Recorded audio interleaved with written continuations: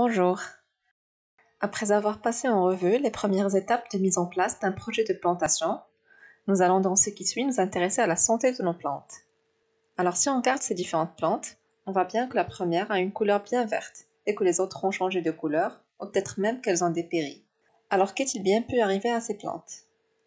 Pour le savoir, on va parler de nutrition des plantes, parce que ces plantes-là ont des carences nutritionnelles, car elles n'ont pas pu recevoir assez de micronutriments ou de macronutriments nécessaires pour leur développement.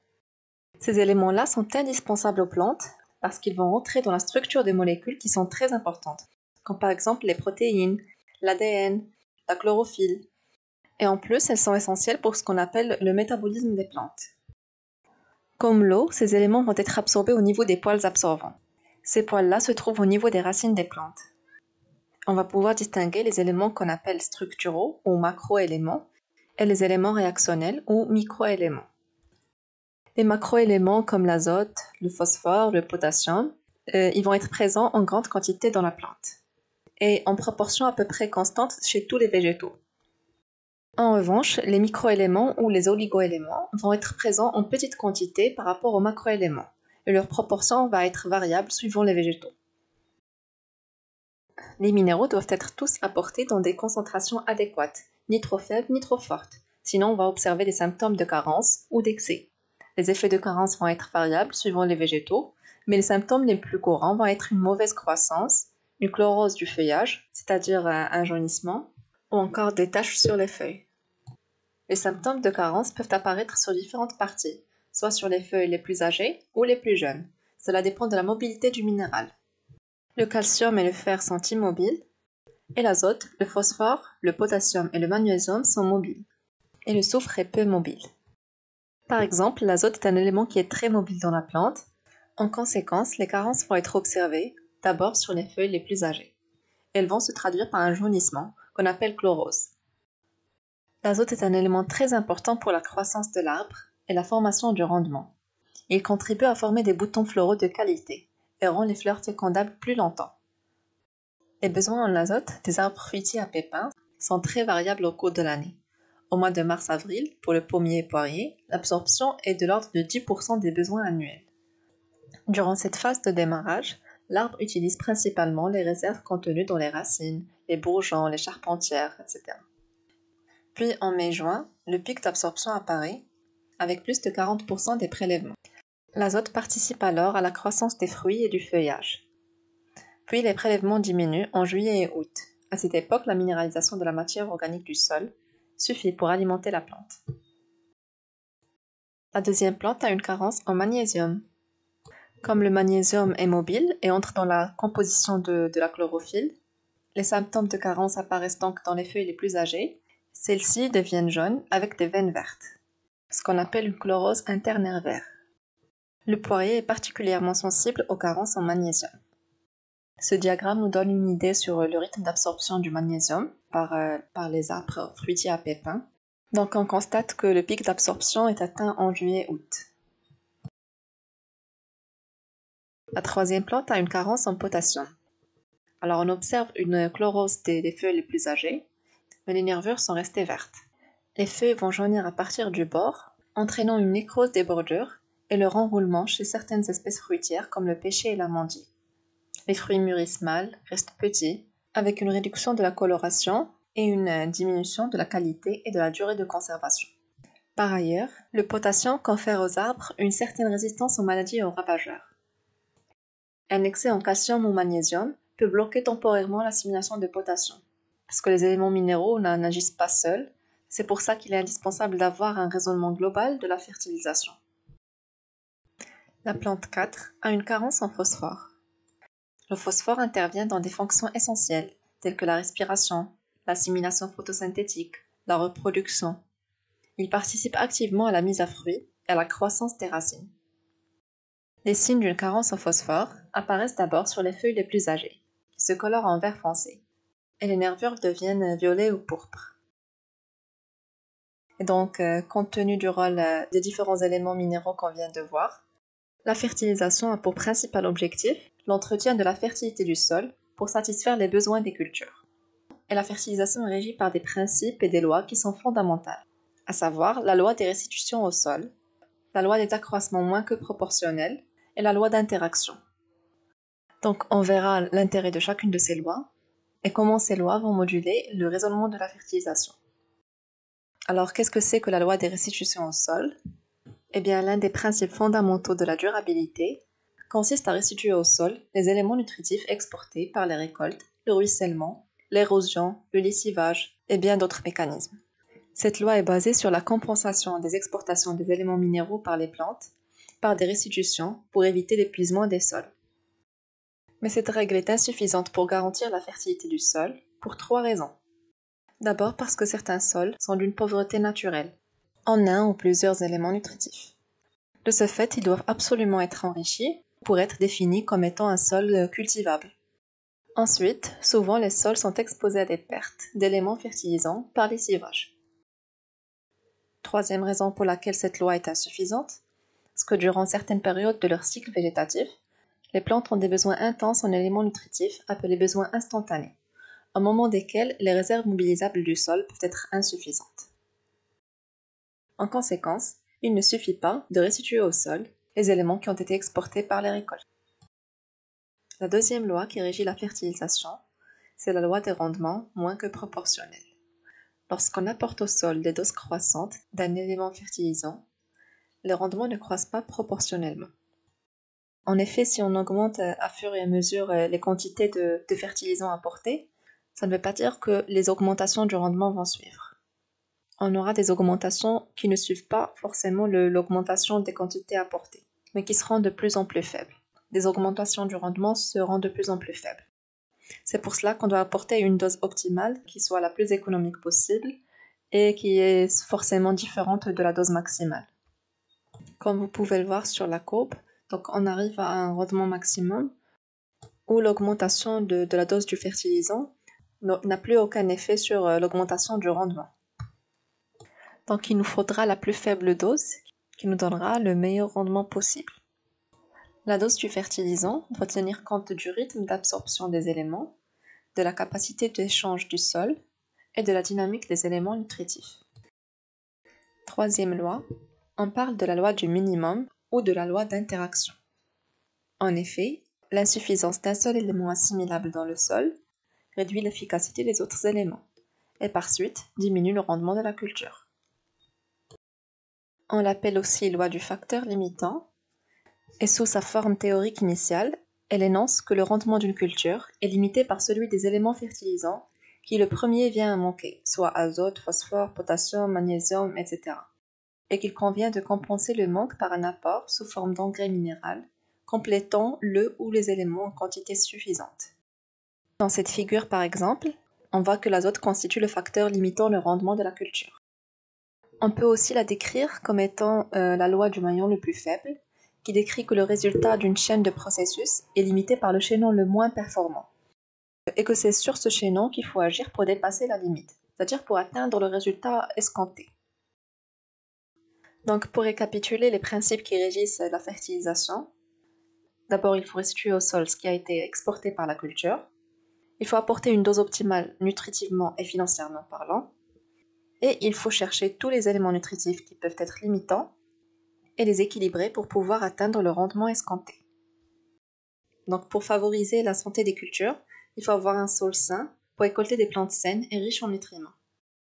Et un sol sain, c'est un sol minéralement équilibré. Et sur un sol sain, on fait pousser des plantes qui sont minéralement équilibrées. Et pour atteindre cet équilibre minéral, eh bien la démarche classique, c'est de fertiliser les cultures. Pour revenir à notre exemple, le poirier a des besoins qui sont certes modérés, mais qu'il est important de satisfaire. D'une part, pour que l'arbre puisse exprimer pleinement son potentiel, et d'autre part, pour éviter les symptômes de carence qu'on a vus tout à l'heure.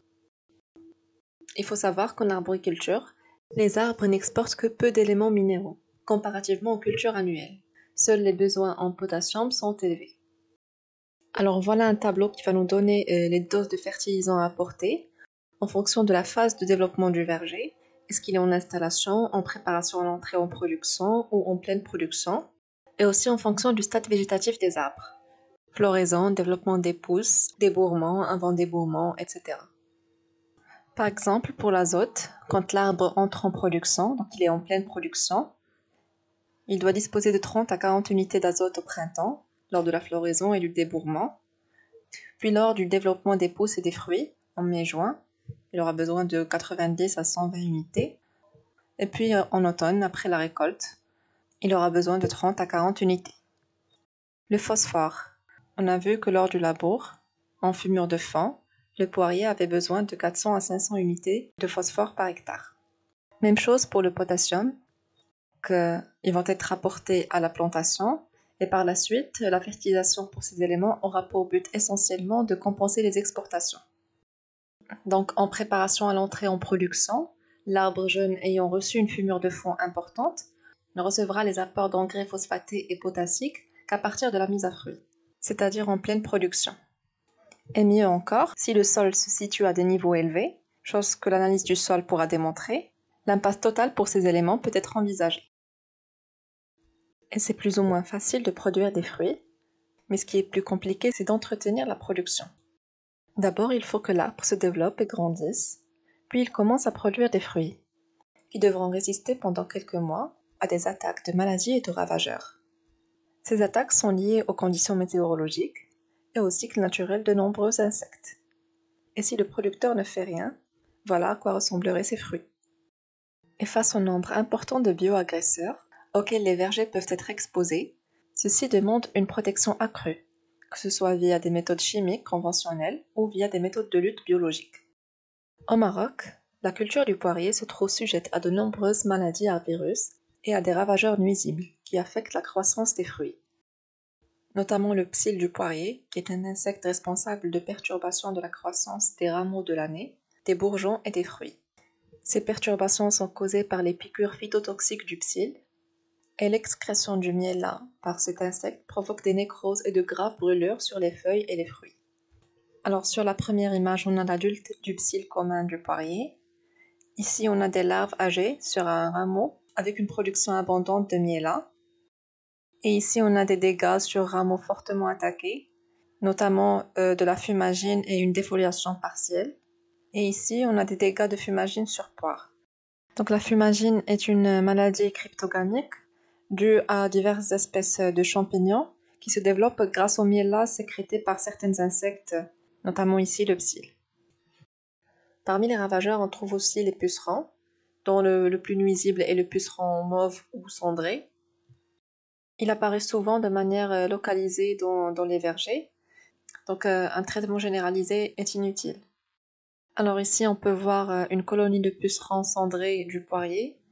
Et ici, on a des pousses qui ont été fortement infestées par le puceron cendré. Alors, pour les traitements, on a les traitements chimiques conventionnels et la méthode alternative à travers la lutte biologique. Ce tableau nous donne même une idée sur le meilleur moment de traiter contre ces ravageurs. Par exemple, en cas de présence du psylle commun, on peut utiliser du kaolin. C'est des argiles blanches, donc c'est une méthode de lutte biologique. On peut traiter pendant l'hiver et pendant la phase préflorale. Ici, on a même les stades phénologiques selon les codes Bacchiolini et BBCH qu'on avait vu dans la première vidéo. Donc ça, c'est pour la lutte biologique. Sinon, on a des matières actives qu'on pourra trouver dans des pesticides du commerce. Donc c'est la méthode conventionnelle. Passons maintenant aux maladies. La tavelure est la principale maladie du poirier. C'est un champignon qui se développe dans certaines conditions de chaleur et d'humidité. Alors ce champignon va faire des taches sur les feuilles et les fruits et les rendre impropres à la consommation. Alors pour la lutte contre la tavelure, c'est principalement la lutte préventive qui est la plus efficace. En effet, lorsque les filaments du champignon sont installés, on peut très difficilement les déloger. Et pour contenir la maladie, on doit adopter de meilleures conditions de culture. Une taille appropriée, le ramassage des feuilles à l'automne, un apport de compost, une fertilisation du sol à l'automne, le paillage, etc. Ensuite, on a le feu bactérien. C'est une terrible maladie qui touche principalement les arbres fruitiers et elle est causée par une bactérie appelée Erwinia amylovora. Cette bactérie entraîne le noircissement des rameaux, des bouquets floraux et des pousses. Une sève jaunâtre qui vire au brun s'écoule des parties atteintes. L'inconvénient majeur avec le feu bactérien, c'est qu'on ne dispose d'aucun traitement réellement efficace. Il faut donc jouer la carte de la prophylaxie, c'est-à-dire mettre en œuvre des mesures permettant de prévenir l'apparition de la maladie et d'empêcher son extension. On pourra notamment supprimer les parties atteintes, les rameaux, les branches, en coupant plusieurs dizaines de centimètres en dessous des lésions. On détruit les rameaux, les feuilles et les fruits malades. On désinfecte soigneusement à l'eau de javel ou à l'alcool les outils après avoir taillé un arbre ou un arbuste. Et en mars-avril, on peut pulvériser une solution de cuivre. Donc, comme vous pouvez le voir sur les photos, on a un noircissement et un dessèchement des pousses et des branches qui sont atteintes. Alors pour le traitement, on a dit que pour le feu bactérien, les traitements qui existent sont peu efficaces. Donc ce sont des traitements possibles mais peu efficaces. Pour la tavelure, on a plusieurs matières actives qu'on pourra retrouver dans des fongicides du commerce. On entend souvent parler de fluctuations de production chez les fruitiers. Des fois, le producteur, tout perplexe, vous dit que l'année dernière, il avait récolté plein de fruits et cette année, c'est catastrophe. Il n'y a que très peu de fruits, pourtant les bourgeons n'ont pas souffert de gel, alors que se passe-t-il? Eh bien, on appelle ça le phénomène de l'alternance.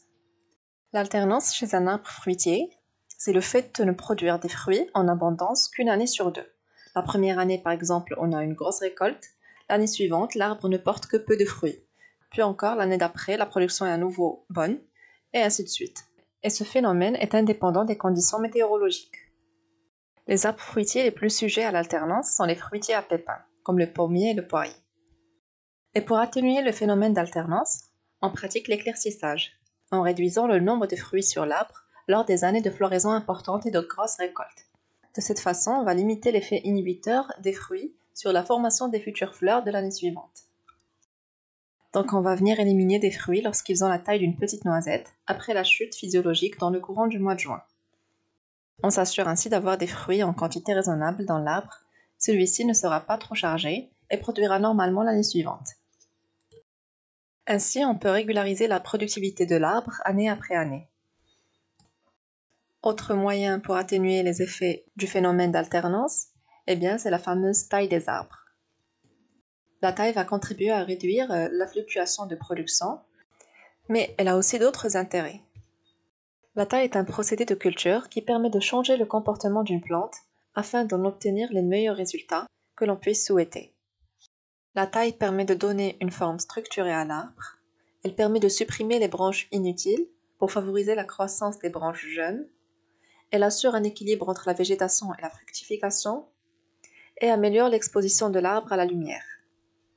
Alors on peut distinguer 3 types de taille: la taille de formation, la taille de fructification et la taille de rajeunissement. La taille de formation, elle prépare la charpente de l'arbre. La charpente, c'est la structure, c'est ce qui va rester en place. Donc c'est pérenne, c'est la structure pérenne. Et la charpente soutiendra les branches fruitières, donc durant toute la vie de l'arbre. Par exemple, sur ce schéma, on a ici les branches charpentières, et ici on a les rameaux fructifères, ou les branches fruitières. Elles se déroulent au cours des 3 premières années de croissance de l'arbre. Mais selon la forme choisie, la taille de formation peut se poursuivre pendant les années de production. Ainsi, elle va se superposer à la taille de fructification. Et elle s'effectue durant la période de repos hivernal. Alors pour les formes de la charpente, on distingue les formes arrondies. Ce sont des formes qui occupent l'espace sur 3 dimensions et nécessitent de grandes superficies pour l'épanouissement de la ramure. Et les formes plates, qui se développent seulement à l'horizontale ou à la verticale.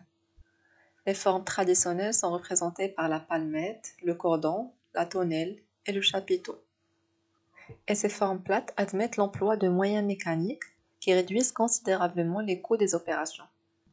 Mais elles sont plus difficiles à réaliser par les débutants. Par exemple, on a le gobelet, donc c'est une forme arrondie. La forme en gobelet est appliquée aux arbres de verger pour faciliter la cueillette des fruits. Cette taille de formation nécessite 4 à 5 années à partir d'un sillon. La hauteur du tronc est généralement de 60 cm, des fois 30 cm, afin de permettre l'accès au tronc pour passer la tondeuse par exemple. Le gobelet exige une distance minimale de 3 à 5 mètres avec d'autres arbres, selon la vigueur du porte-greffe et de la variété. Et cette forme-là permet de créer un puits de lumière au centre de l'arbre. Ensuite, on a la palmette en E, simple. Cette forme-là sera composée de 2 branches charpentières de taille identique. C'est la forme palissée la plus courante, aussi appelée petite palmette. et elle convient aux variétés de faible à moyenne vigueur. On a la forme cordon vertical, qui est une forme palissée aussi. Donc les branches qui porteront les fruits sont très courtes et partent d'un axe vertical unique. Donc vous vous doutez bien qu'il n'y a pas une seule manière, ni une manière parfaite de tailler. Il va falloir s'adapter au cas par cas, suivant les arbres, même s'il y a un certain nombre de principes de base à respecter. Alors parmi les principes, la coupe doit être franche, nette et précise, pour faciliter la cicatrisation.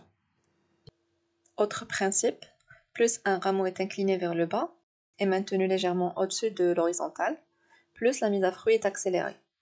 Mais attention, avec un rameau trop incliné, les fruits sont à l'ombre et donc de mauvaise qualité. Et aussi, il faut limiter le nombre d'organes fruitiers, donc de fruits, parce que cela augmente le calibre des fruits et assure une récolte l'année suivante. Donc ça limite l'alternance. Donc c'est le principe de l'éclaircissage. Et il faut savoir aussi que les fruits sont de meilleure qualité sur le bois jeune. La sève a un débit plus fort dans les branches charpentières. Le fruit doit donc être le plus proche possible des zones de haut débit, donc des grosses branches. On a vu que la taille de formation avait pour but de donner une structure à l'arbre. Maintenant, la taille de fructification a pour but d'établir un équilibre entre la végétation et la fructification. Alors, en quoi consiste la taille de fructification? Eh bien, elle consiste à éclaircir les charpentières, à éliminer les gourmands et assurer une pénétration suffisante de la lumière. Donc ici sur la photo, on a un tronc d'un vieux pommier. Donc on a présence de nombreux rameaux gourmands. Donc on va faire une ablation des rameaux gourmands avec un sécateur. Et ici, le travail est terminé. Donc on a une taille nette et précise au ras du tronc pour empêcher la formation de nouveaux gourmands. Alors toujours dans la taille de fructification, on va commencer par supprimer le bois mort ou abîmé, représenté par le numéro 1. Les numéros 2, ce sont des rameaux tournés vers le centre de l'arbre ou qui se croisent. Donc si deux rameaux se croisent, on va garder le plus vigoureux des deux ou le moins abîmé. Le numéro 3 représente deux branches qui partent d'une même zone, donc on va conserver la branche la plus inclinée. Les numéros 4, ce sont des gourmands, donc c'est des pousses vigoureuses et verticales qui concurrencent les charpentières, donc on va les éliminer. Et 5, on égalise la longueur des charpentières pour qu'elles conservent la même vigueur. Il reste encore un autre type de taille, qu'on appelle la taille de rajeunissement ou la taille de renouvellement. Donc ça part du principe que les meilleurs fruits sont sur le jeune bois. Donc à un moment, on doit éliminer le vieux bois et favoriser ainsi le développement de nouvelles branches qui soient plus proches du tronc. Maintenant qu'on ait vu les opérations culturales qui se rapportent au projet de plantation d'arbres fruitiers à pépins, le planning des opérations culturales représentera un tableau de bord pour le producteur pour l'aider à planifier les différentes opérations et tâches détaillées lors des précédentes vidéos. Le meilleur moment pour apporter de la fumure organique ainsi que de la fumure phosphopotassique, c'est en septembre-octobre jusqu'à début novembre. Le traçage et le piquetage, deux opérations qu'on a vues dans la deuxième vidéo, s'effectueront juste avant la plantation, de septembre à novembre, puis la plantation aura lieu de novembre à mars, ce qui correspond à la période de repos végétatif. La fumure azotée sera fractionnée en 3 périodes, à la fin des récoltes vers septembre-octobre, en février-mars au débourrement, et en mai-juin lors du développement des fruits. L'éclaircissage des arbres se fait après la chute physiologique du mois de juin. La taille se fait durant la période de dormance et surtout du mois de décembre à février. L'irrigation s'effectue dès la reprise de l'activité végétative, selon les besoins. Et la récolte, c'est selon les variétés. Elle va de juillet à octobre-novembre.